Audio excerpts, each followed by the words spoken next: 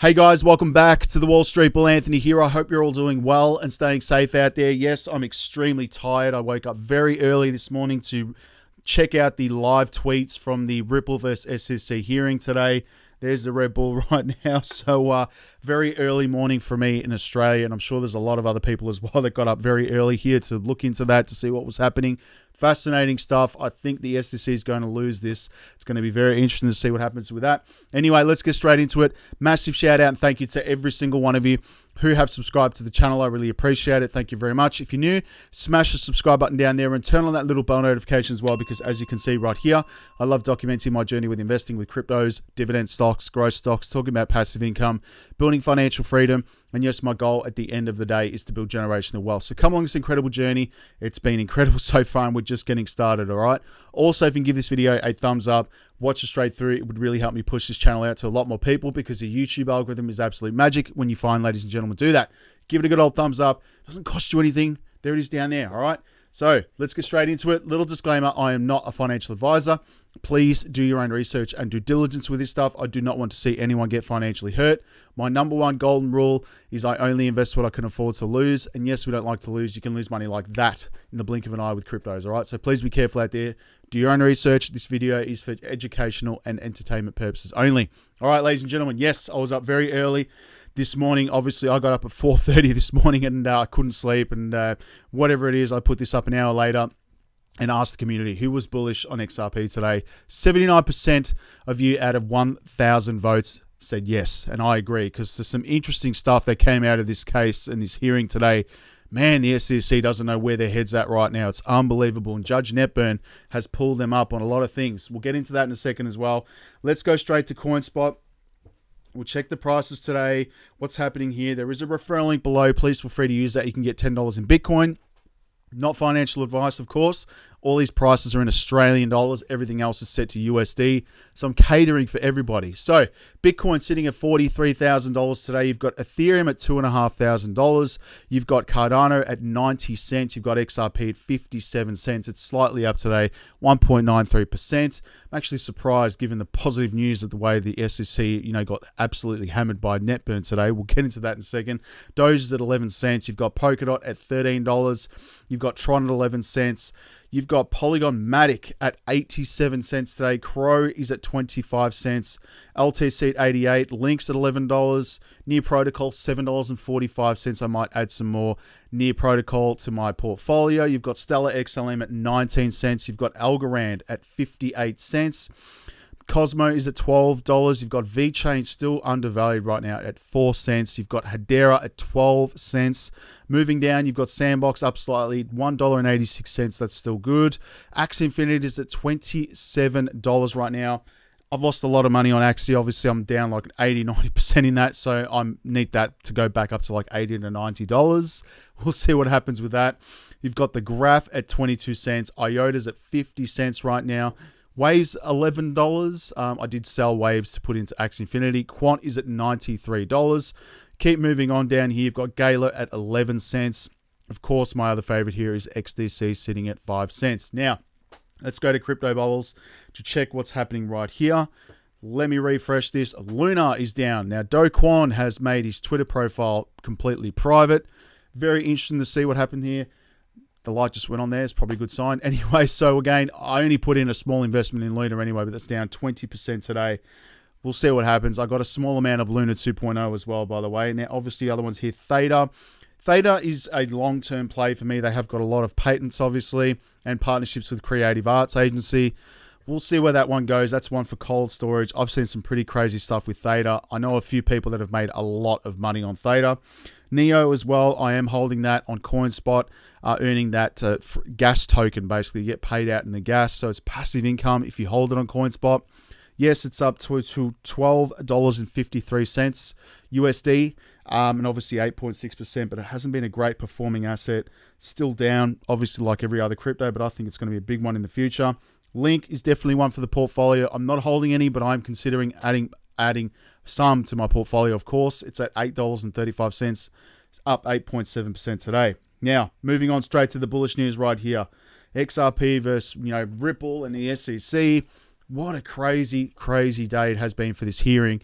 Again, I was up very early reading all the live updates from John E. Deaton, Crypto Law. He posted some incredible stuff right here. But this is an interesting article as well. Excuse me. Ripple lawsuit conference call today. SEC may want to depose 2,000 XRP holders, says John E. Deaton. So they might argue they need to delay the case in order to depose the 2K XRP holders who signed affidavits. The SEC is desperate for the judge to not learn the truth. It's unbelievable, guys. So delay is the only tactic it has. It will be meant to divide XRP holders right now. Don't worry, I've anticipated it. So again, the conference call is scheduled for today at 3 p.m. This is crazy, and I'll get into Twitter as well. We'll read through all of that. We'll just quickly go through some other news. This is another bullish article coming out for Ripple. I mean, even though this case is ongoing, they're still making partnerships. Just they are unstoppable overseas. So how this Ripple partnership will enable crypto payments for luxury items. So payment company Ripple announced a partnership with Lunu to enable crypto payments across luxury brand retailers. The partnership will allow users to use Ripple's liquidity hub to pay for in-store and online store items, a press release claims. Founded in 2018, Lunu is a crypto payment provider which enables merchants to accept numerous cryptocurrencies as payment methods. These funds can be converted into digital assets into fiat currency, such as US dollars and euros. Lunu offers its affiliated merchants a variety of products like points of sales or Lunu terminals to process in-store payments, a Lunu widget for e-commerce platforms, a wallet to buy, store, or swap, and conduct transactions with digital assets and others. So this partnership has the potential to enable millions of users and merchants to adopt cryptocurrencies. Lunu operates with e-commerce giants as Shopify, Magneto, BitCommerce, and PhD, and others right now. So again, the former will have the opportunity to tap into new consumers, and the latter will be able to benefit from fast, low-cost transactions with Ripple's liquidity hub, which again is bullish for Ripple. They are unstoppable right now. Now, I'm not going to go into any other stuff here. Obviously, you've got another update here. PayPal users can transfer crypto between external wallets and new exchanges after the new approval right here. So PayPal has announced that users can transfer offered cryptocurrencies to exchanges and external wallets. The release stated that the enhancement was brought about on the back of popular demand. The enhanced utility will allow users to transfer crypto to family and friends right now. That's with PayPal. PayPal Holdings announced that June 7th that its users can transfer Bitcoin, Ethereum, Bitcoin Cash, and Litecoin right now to other exchanges and external wallets. Now, I'll be interested to see how this is going to work. I would love for them to have a security feature where they could recover that crypto. Now, how good would that be? I'd love that. Moving on, you've got here the Senator Lumen's bill right here. A pair of senators released a long-awaited crypto bill today. What's in it right now? Some interesting stuff right here. The bill would let taxpayers in many circumstances exempt up to $200 of income from capital gains tax when a cryptocurrency is used by a goods or service. It puts most cryptocurrencies under purview of the CFTC, which is, I guess, a good thing, but leaves a broad array of tokens under the Securities and Exchange Commission oversight. We do not want that because look what's happening with Ripple and now BNB. It's going to be fascinating to see what happens there. It establishes a procedure for companies to register as a digital asset exchange. What else we got here? It tries to provide safeguards for customers' crypto in the event a firm they used went bankrupt. That's good. It requires stablecoin providers to publicly disclose their reserves and maintain backing equivalent to 100% of the coins they issue. Be interesting to see how these stablecoins do that. It requires studies and energy use in crypto mining and a potential crypto self-regulatory organization.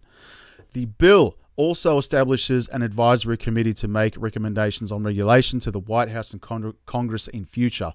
This is awesome stuff. I mean, it's just, again, moving forward with crypto. It's not going anywhere. Now, Cryptometer.io, let me refresh this. Let's see where the funds have been flowing in the last 24 hours.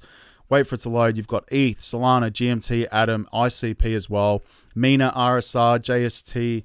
What else we got here, guys? Arctic right here, Wing, PYR, and Cardano. If you go to the last hour, let's have a look. I'm surprised XRP is not there. BNB, Link, Solana, Ethereum, GMT, Unify, BUSD, ADA, Bell, Mina, ICP, Bake, Neo, Alpha, and Luna. That's where the money's been flowing. Now, if we go to Twitter, Again, this is going to be the trial of the century if this does happen and Ripple wins. Honestly, guys, it's going to be the biggest financial win in history. It's going to set a massive precedence and probably seen crypto skyrocketing. I can feel it. Anyway, let's go and have a look here at these tweets from Johnny Deaton because I want to read through exactly. I mean, I was up so early. This is 11 hours ago. And again, there was a couple of other people tweeting about this. Let me just go down. Wait for this to load, obviously. And Rob XRP, I was following your thread, but it got cut off for some reason. Anyway, so this is it here. So the parties have gathered in the courtroom and are awaiting the judge to enter. Johnny Deaton is in the courthouse. And so he actually went there, which is awesome. Judge Netburn, can I be sure what legal advice could be given in the development of the speech that it is that is personal opinion? The SEC reiterates the speech was not the SEC's speech, but by Hinman in his capacity as Director of Corporate Fin. Netburn interrupts. So the SEC, and that doesn't change the fact that Hinman was seeking legal advice in his position. The SEC Council is now really stumbling and losing the thread right now. Netburn, after letting the SEC blather on embarrassingly, jumps in the first citing of the case law and says, I'm familiar with law here, and reminds the SEC that it has distanced itself quite definitively from this speech for the purpose of cloaking this material right now. Netburn has just hit her first serious blow, accusing the SEC of changing its position just to suit their whims, and sarcastically asked them to pull up the speech and show what part the SEC and which part is his personal views. I can't believe this actually happened today. Honestly, it's like, again, like watching the Johnny Depp case. It really is.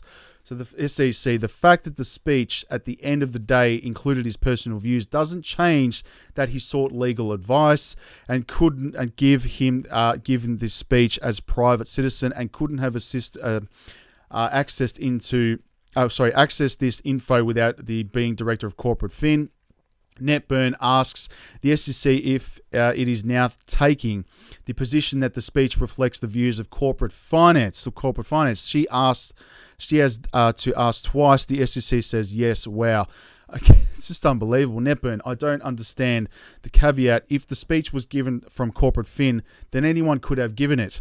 But Hinman gave it, and his view, and it's his views. Every time I ask you if it's Corporate Fin's, you say it was his. Oh gosh, SEC argues that it doesn't matter, only that he sought legal advice that he could only get as Director of Corporate Fin, making him a client in this situation, even if the speech reflects his personal views and it is not relevant to any facts in the case. Netburn thanks the SEC, turns to Attorney Solomon, obviously Brad Garlinghouse, and says, you want to take the lead on this one right now. It's unbelievable right here. So again, it's moving on. So the court is struggling to get an answer on something that we've all been struggling to get an answer on for months right now. This is Ripple's attorney. So all of the evidence says that this was Hinman's personal views in the speech, and the court has properly already found that. Solomon agrees with Netburn's comment that the SEC is changing its views on Hinman's speech, being his personal views to suit their interest in this case, and walks the court through the history of this long, protracted battle about Hinman's speech in the pre-trial fights right now. Solomon reminds Netburn of all the ways the SEC has stressed the personal views arguments to attempt to strike the fair notice defense, and how Hinman always referred to my views in all the court documents in this case. When you pull the lens back, what's really going on here? Solomon argues that Hinman is giving his views on how rules may or may not apply to digital assets, and there was no need for legal advice to give it, and objects to the very legal comment by the SEC counsel. Just unbelievable. So Netburn answers to Solomon that it seems he's focusing on 2 points: the advice, whether it was legal or messaging, which would not be covered. The purpose of the advice, because legal advice would be to conduct the business of the SEC. Oh gosh, it's just crazy. Look how long this is right here. Pretty much summing up right now, the SEC is in a lot of strife with the way they're changing their positions and so forth. I did watch Jeremy Hogan's video on this. Crazy stuff where this is all leading up now. She's basically now going back to make a decision on the documents here and whether or not it's his personal opinion or not. So it's going to be very interesting to see what happens in this. Honestly, it really is. Jeremy Hogan, Riffle vs. SEC courtroom hearing right now. You don't need a law degree to know how the court hearing went.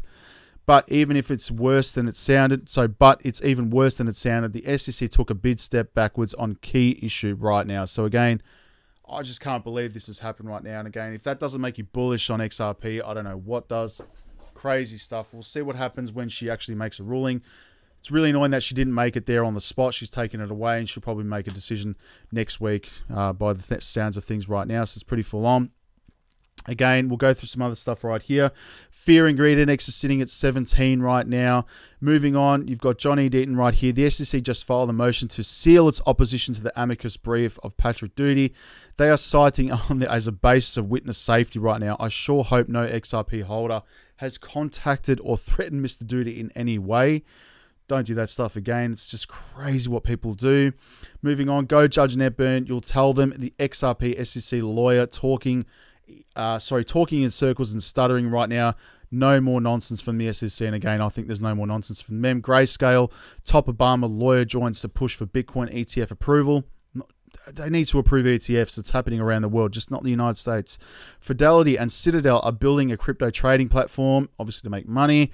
Bitcoin has just reclaimed this $600 billion market cap right now, and it's just the beginning.